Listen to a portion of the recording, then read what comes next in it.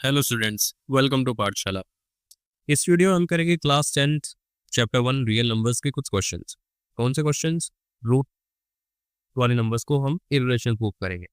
ठीक है, उससे पहले थोड़ी सी थ्योरी देख लेते हैं। कौन सी थ्योरी? थ्योरम 1.2। ठीक है, let p be a prime number if p divides a square then p divides a where a is a positive integer. ये क्या कहना चाह रहा है? बड़ा आसान है, बड़ा बड़ा ही आसान है। देखो जरा कैसे। ठीक है, कि p एक प्राइम नंबर है। ठीक है, p एक प्राइम नंबर है। अगर p ए स्क्वायर को डिवाइड करता है, एक काम करते हैं, इन नंबर्स को p ए ना बोल के मान लेते हैं कुछ, कि a मान लेते हैं हम अपना 10 है। ठीक है, और p जो होगा, एक बात बताओ जरा मेरे को, क्या मैं 10 को 2 into 5 नहीं लिख सकता? जो बिल्कुल लिख सकता हूँ, है ना। तो p को मैं 2 मान लेता हूँ। जो 2 है हमारा वो p है, ये p 2 है हमारा। ठीक है, तो ए स्क्वायर करने के लिए बोला उसने, if p divides A square, यानी जो p है वो ए स्क्वायर को डिवाइड करता है। ए स्क्वायर है हमारा 100, क्या जो p इसे डिवाइड करता है? p क्या है हमारा 2, तो क्या 200 को डिवाइड करेगा? अरे जी बिल्कुल करेगा, है ना। अगर p ए स्क्वायर को डिवाइड करता है तो p जो है वो a को भी डिवाइड करेगा, यानी a विच इज हमारा 10, है ना। तो 10 को भी p डिवाइड करेगा, 10 को भी p डिवाइड करेगा। p है क्या हमारा 2, जी बिल्कुल हो गया। अरे है ना आसान। तो बस यही थ्योरम है हमारी 1.2। क्या थ्योरम है, एक बार दोबारा से रिवाइज करते हैं, कि अगर p ए स्क्वायर को डिवाइड कर रहा है ना, अगर p ए स्क्वायर को डिवाइड कर रहा है विच इज 100, तो जो p है वो a को भी डिवाइड करेगा, जो कि हमारा 10 है। ठीक है, अगर आपको प्रूफ देखना है तो ये आपकी ऑलरेडी एनसीईआरटी बुक्स में गिवन है। ठीक है, आप देख सकते हैं इसको, इस प्रूफ को आप देख सकते हैं। बाकी छोटा सा एग्जांपल मैंने यहाँ पे भी दे दिया है, तो आपको देखना हो तो ये पढ़ लेना। ठीक है, फिलहाल हम आगे बढ़ते हैं। अच्छा, आगे बढ़ने से पहले यहाँ पे एक चीज दे रखी है, यहाँ पे the proof is based on a technique called proof by contradiction. यानी हम जो रूट टू को इरेशनल प्रूफ करने वाले हैं, ये हम कॉन्ट्राडिक्शन से प्रूफ करने वाले हैं। अब ये कॉन्ट्राडिक्शन का मतलब क्या होता है ना, कॉन्ट्राडिक्शन का मतलब क्या होता है? देखो, हमारी जो अजम्पशन रहने वाली है यहाँ पे वो कुछ और होगी। यानी हम मान लेंगे, क्या मान लेंगे, कि जो रूट टू है ना वो एक रैशनल नंबर है। जो रूट टू है वो एक रैशनल नंबर है। ठीक है, ये हमारी अजम्पशन होगी। लेकिन लास्ट तक आते आते जब क्वेश्चन को हम खत्म कर रहे होंगे, तब हम अपने आप ही ये प्रूव कर बैठेंगे कि जो रूट टू है वो तो रेशनल था ही नहीं, वो तो इरेशनल है। यानी जो हमारी अजम्पशन है वो हमारी बिल्कुल रॉन्ग हो जाएगी। ठीक है ना। तो चलिए स्टार्ट करते हैं अभी। तो देखो, रूट टू एक इरेशनल है। मैंने बोला ना अभी कि इसको मान लो, क्या मान लो, कि एक रेशनल है ना। Let's assume root two is rational. Rational number होने का मतलब क्या होता है, कि इसको हम, है ना, रूट टू को हम पी बाई क्यू की फॉर्म में लिख सकते हैं। रैशनल होने का मतलब ये हुआ कि इसको हम पी बाई क्यू की फॉर्म में लिख सकते हैं। ठीक है ना। तो हम मान लेते हैं, अगर रैशनल है तो रूट टू जो है वो ए बाई बी की फॉर्म में, ए बाई बी की फॉर्म में लिखा जा सकता है ना। वेयर, तो जो ए और बी है ना ये को प्राइम नंबर है। अब ये को प्राइम नंबर्स क्या भला होते हैं? ये होते हैं हमारे ऐसे नंबर जिनके बीच में कुछ कॉमन नहीं होता। ठीक है, इस बात से मतलब नहीं है कि वो अपने आप में प्राइम है या नहीं है, लेकिन को प्राइम का मतलब होता है कि उन दोनों में कुछ कॉमन नहीं होना चाहिए। फॉर एग्जाम्पल 4 और 5, 4 और 5 के बीच में कौन सा ऐसा कॉमन फैक्टर है? बताओ। नहीं है ना कुछ। वन तो देखो सब में होता है, वन को मत बोलना, वन को छोड़ के कुछ और हो तो बताओ। बिल्कुल नहीं है, तो ये दोनों आपस में को प्राइम हुए। वहीं पे अगर मैं 4 5 की जगह 5 ना लिखता, मैं 6 लिखता, तो आप बोलोगे इनके बीच में 2 जो है वो कॉमन है ना, 2 जो है वो कॉमन है। तो ये को प्राइम नंबर नहीं हो, नहीं है। क्यों नहीं है? क्योंकि इनके बीच में एक ऐसा फैक्टर मौजूद है जो दोनों में है, कॉमन फैक्टर है। ठीक है,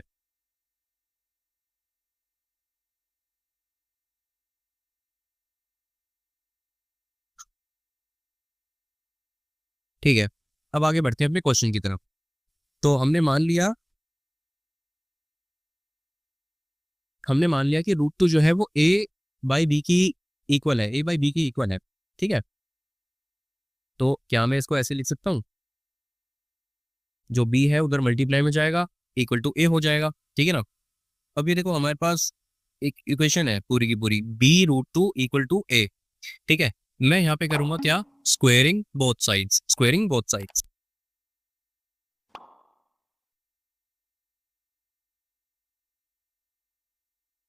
ठीक है, मैं यहाँ पे कर दिया हूँ, कर रहा हूँ स्क्वेयरिंग बोथ साइड्स, जो हो जाएगा मेरा B root two square equal to A square.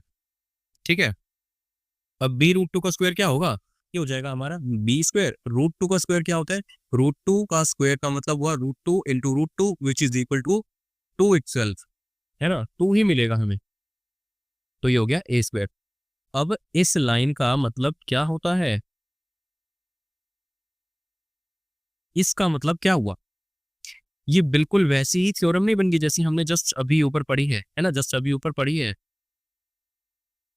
ये वाली थ्योरम 1.2 जो है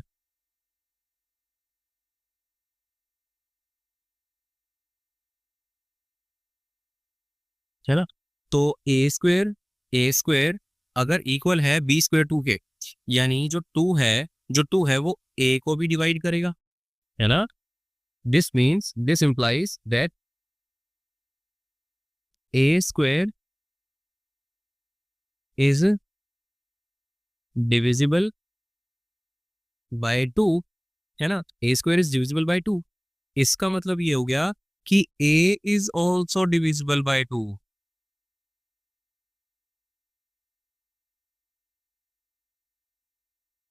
ठीक है, कि अगर ए स्क्वेयर टू से डिवाइड होता है तो ए भी तो टू से डिवाइड होगा, है ना। जी बिल्कुल होगा, कुछ इसमें यूनिक नहीं है। ठीक है, तो अब इस क्वेश्चन को राइट पार्ट में कर लेते हैं। अब देखो हमारे पास क्या था, B square into two equal to A square, है ना। मान लेते हैं यहाँ पे कि जो ए है वो टू सी के इक्वल है। अब देखो यहाँ पे क्या हुआ कि ए का एक फैक्टर है टू, यानी जब हम ए का प्राइम फैक्टराइजेशन करेंगे तो टू भी एक फैक्टर निकल के आएगा, है ना, टू भी एक प्राइम फैक्टर निकल के आएगा। तो बस वही लिखा है मैंने यहाँ पे, है ना। हमने यहाँ पे क्या लिखा, ए इक्वल टू टू सी, कि ए का एक फैक्टर टू है और साथ साथ जो भी होगा वो होगा। ठीक है, हमें नहीं पता सी की वैल्यू क्या होने वाली है, कुछ भी हो सकती है। ठीक है ना, तो ये अब ये टू सी जो है हम इधर पुट करेंगे, ऊपर वाली इक्वेशन में पुट करेंगे, यानी B square into two equal to A की जगह अब ए नहीं लिखेंगे, अब लिखेंगे हम टू सी का स्क्वायर।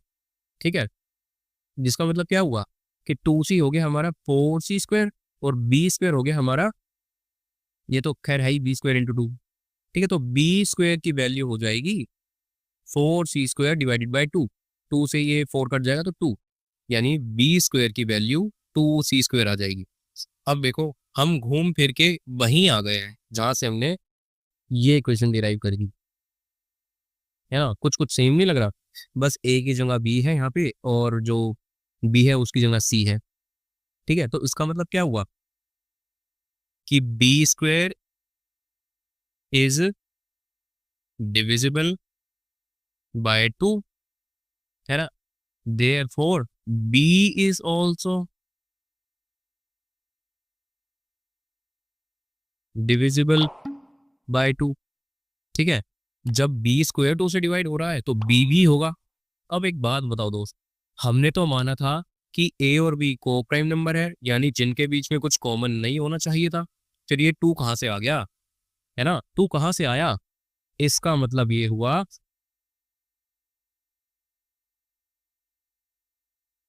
इसका मतलब ये हुआ कि जो हमारी अजम्पशन थी, अजम्पशन कौन सी, ये वाली,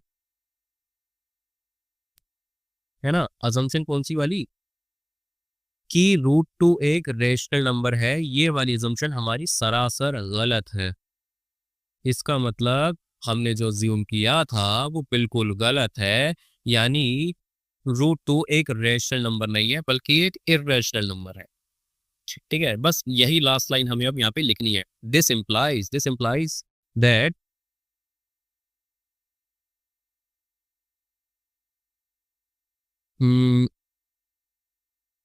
A and B have a common factor 2, है ना? A and B have common factor 2, which contradicts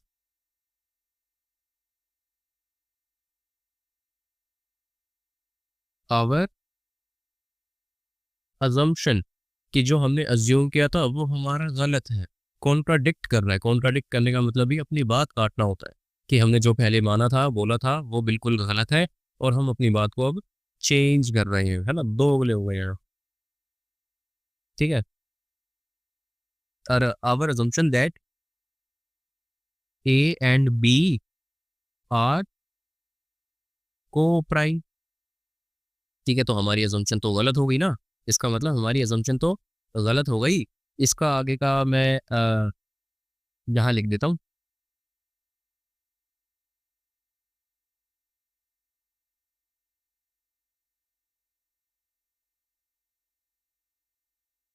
So now we conclude that root 2 is irrational, ठीक है? बस ये लास्ट की लाइन थी, ये करना था।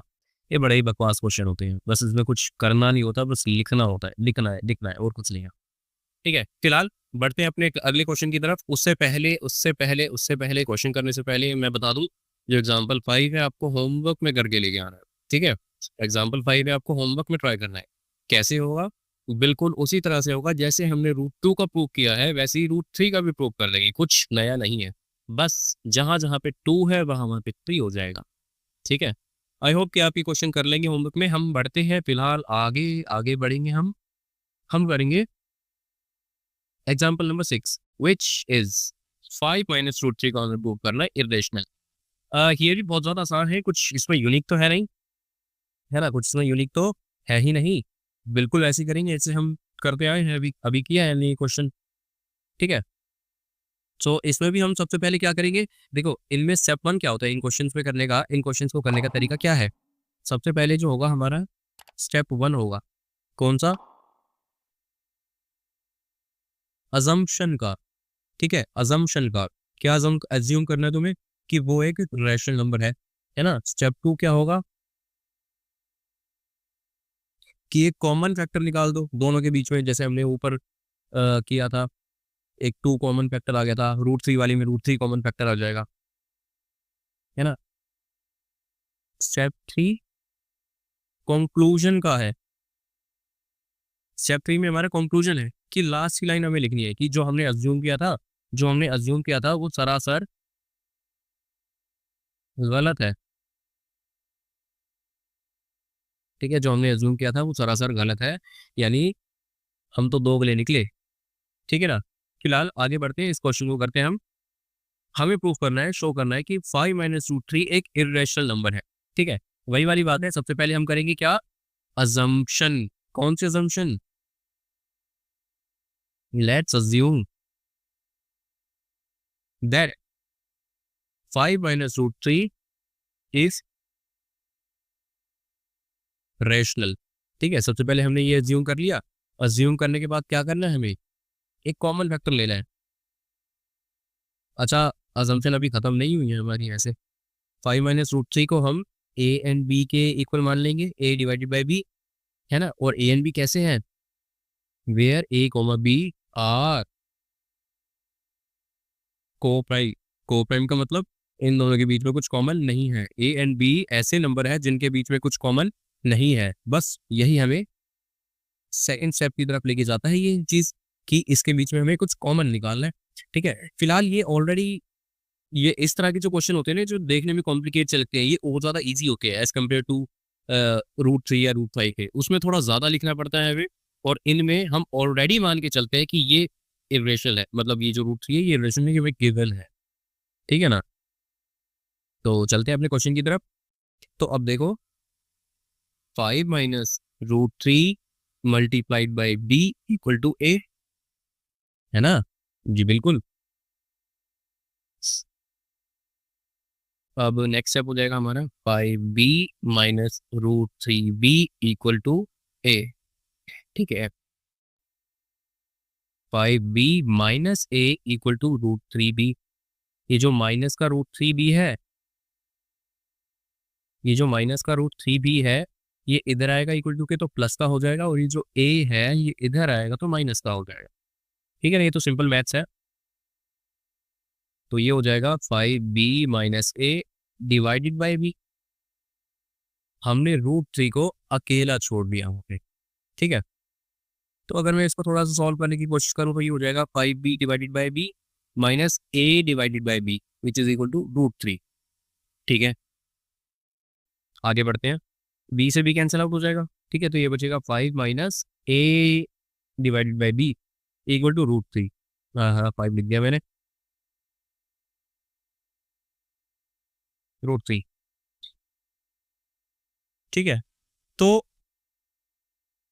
एक बात बताओ स्टूडेंट्स, हमें तो ऑलरेडी पता है कि रूट 3 एक इर्रेशनल नंबर है, क्योंकि तुमने आगे प्रूव कर दिया होगा ऊपर, ठीक है ना। जो मैंने तुम्हें होमवर्क में दिया था कि रूट 3 को इर्रेशनल प्रूव करना है, तो वो ऑलरेडी तुम्हें पता है। तो root 3 is an irrational number, है ना, which can not be equal to a rational number, ठीक है। ये रूट थ्री एक इर्रेशनल नंबर है, जो कि रैशनल नंबर के इक्वल तो हो ही नहीं सकता। तो इसका मतलब क्या हुआ, इसका मतलब क्या हुआ कि जो हमारी अजम्पशन थी कि 5 माइनस रूट 3 एक रैशनल नंबर है, वो हमारी गलत थी, ठीक है। Therefore our assumption was wrong, हम गलत थे, है ना। Therefore 5 minus root 3 is an irrational number, बस ये इसका आंसर, ठीक है। ये हो गया पूरा ऐसे, ठीक है। अब देखो, आपको होमवर्क में करने के लिए था एक ये वाला क्वेश्चन कि रूट 3 एक इरेशनल नंबर है, और है सेकंड क्वेश्चन आपका जो होमवर्क में होगा वो एग्जांपल 7 होगा एनसीईआरटी बुक्स का आपका, क्या रूट 3 सॉरी 3 रूट 2 को इरेशनल प्रूव करना है आपको, ठीक है। तो ये दो क्वेश्चन आपके लिए होमवर्क में। हम जो एक्सरसाइज 1.2 है वो या तो नेक्स्ट वीडियो में करेंगे, अगर आपको ट्राई करना है तो ट्राई करना, अगर कोई डाउट होता है तो हम किसी वीडियो में उसको कवर कर देंगे, ठीक है। और एक बात, आप चैनल को सब्सक्राइब कर लेना दोस्तों, इससे हमारी फैमिली बड़ी होगी, इससे आपको भी ये फायदा होगा कि आपके जो बोर्ड्स होंगे नेक्स्ट ईयर, उसमें आप बहुत अच्छे से स्कोर करने वाले हो मैथ्स की, ये तो गारंटी है मेरी, ठीक है ना। इतने क्वेश्चंस कर लेंगे हम, इतने सारे क्वेश्चंस कर लेंगे कि आपको कहीं और जाने की जरूरत नहीं पड़ेगी, किसी किताब को ढूंढने की जरूरत नहीं पड़ेगी, कोई एक्स्ट्रा जो बल्कि बुक्स होती है ना, बस समझ गए हो ना कौन सी बुक्स की बात कर रहा हूँ मैं। वो बुक्स ना खरीदने की जरूरत पड़ेगी आपको, इतनी महंगी महंगी बुक्स, और ना ही उनको कैरी करने की जरूरत पड़ेगी। बस आप यहाँ पे बने रहिए हमारे साथ, और that's all you have to do, ठीक है। बस इतना सा काम है जो आपको करना है, और दोनों का काम बन पाएगा, आपका भी और हमारा भी, ठीक है। तो मिलते हैं आपसे अगली वीडियो में, तब तक के लिए आप पढ़ते रहिए, प्रैक्टिस कीजिए इन क्वेश्चंस की, और जो होमवर्क है उनको कंप्लीट के लिए बाय।